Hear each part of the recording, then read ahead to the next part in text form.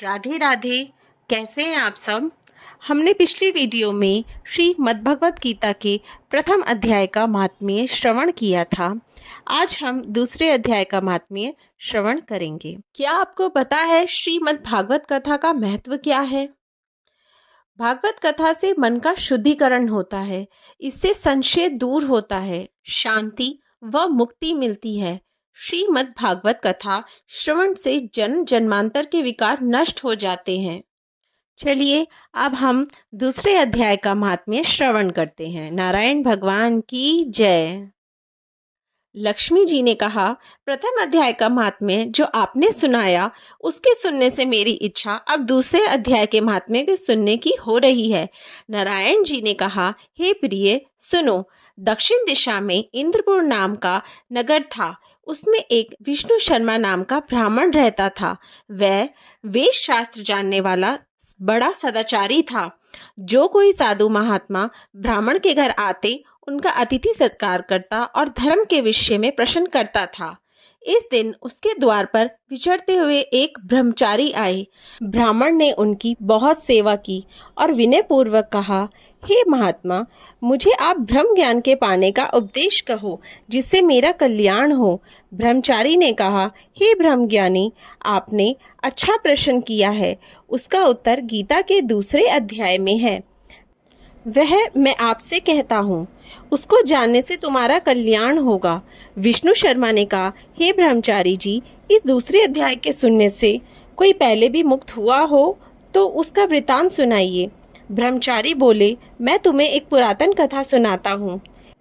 एक वन में जहाँ मैं तप करता था, वहाँ एक अबाली नाम का चरवाहा प्रतिदिन बकरियों को चराने आया करता था। एक दिन मैं भजन कर रहा था।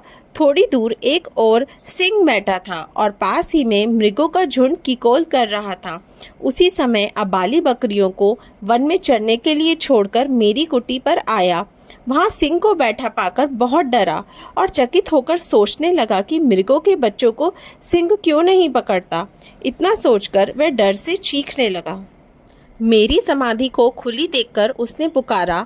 जब मेरी दृष्टि उस पर पड़ी उस समय वह कांप रहा था। उस अबाली को मैंने पास आने के लिए कहा। यद्यपि पहले उसने आने की इच्छा नहीं की थी, परंतु मेरे उत्साह दिलाने पर वह मेरे पास आया और प्रणाम कर बड़ी नम्रता से पहले अपनी संपूर्ण अवस्था कह सुनाई। तब कहा कि महात्मा जी, यह सिंह इन हिरणों को क्यों नहीं खाता। मैंने उससे कहा कि यह अहिंसा व्रत का फल है।